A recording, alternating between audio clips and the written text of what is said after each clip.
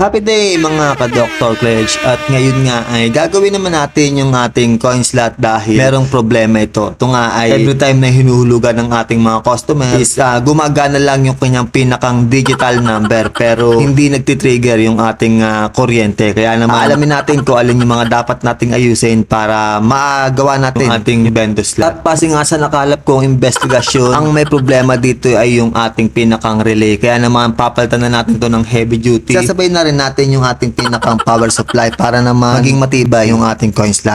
A few moments later. At dumating na nga yung mga in-order natin na mga gagamitin natin sa pagre-repair ng ating vendor slot. Ito nga yung ating heavy duty na relay at yung ating heavy duty na power supply. And syempre, bago ang lahat, bago natin simulan to, dahil papalitan natin mga heavy duty yung ating mga pyesa, papalitan na rin natin yung ating mga wiring, di ba? Lalakihan na rin natin yung mga wire para naman maging matibay rin yung ating pinakang wiring. Dahil kapag mga heavy duty yung kinabit natin, maiwasan natin yung mga sunog-sunog sa mga wiring. Kaya naman, let's go! Dahil napalitan na natin yung wire sa ating pinakang motherboard ng power supply, kakabit na rin natin to para malaman natin kung gaano kahaba yung kinakailangan natin. At syempre, pagkakabit natin, ihinang natin to para naman maiwasan natin yung mga loose contact doon sa ating mga connection. And then, lalagay na rin natin yung ating power supply para malaman natin kung alin-alin yung mga wire na dapat natin i-connect sa ating power supply. Kaya naman, wag na natin patagalin pa to. Gawin na natin yung mga dapat gawin para naman magamit na natin ulit yung ating pinakang coin slot kapag dilinis na ulit yung ating mga regular customer. Kaya naman, let's go! Dahil naporma na natin yung ating power supply, next naman natin yung ating pinakang heavy duty relay dahil dito natin naayusin yung mga wiring natin. At ito yung pinaka naging main cause ng pagkasira ng ating coin slot. Kaya naman, gagawin na natin to at itetest na natin yung ating heavy duty kung gagana ba para dito sa ating coin slot. Yung nga palang heavy duty na relay na ginamit ko, pagkakaalam ko,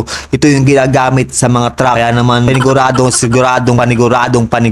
na magiging matibay yung ating relay. Ayan, at tatapos na nga nating pagkabit-kabitin lahat ng mga dapat pagkabit-kabitin. Ihinang naman natin to para naman masigurado natin na hindi magkakahiwa-hiwalay yung ating mga wire at maiiwasan natin syempre dito yung pinakan loose contact. Kaya naman, after natin mahinang yung mga wire, susubukan natin kung gumagana na ba yung ating pinakang coin slot. At kaya naman, natin patagalin pa to, simulan na natin para matest natin at maikabit na natin doon sa ating car wash. At ito na nga pala yung pinaka naging final result ng ating coin slot. Tingnan nyo naman kung gaano kaganda, diba? Doon nga pala natin nilagay yung ating relay doon sa kalapit ng pinakang coin slot natin dahil wala na tayong ibang paglalagyan noon dahil medyo malaki yung ginamit natin na relay. Malaki din yung kinain nito na space. Kaya naman, maraming salamat po sa lahat na nanood. Dr. Cledge is out.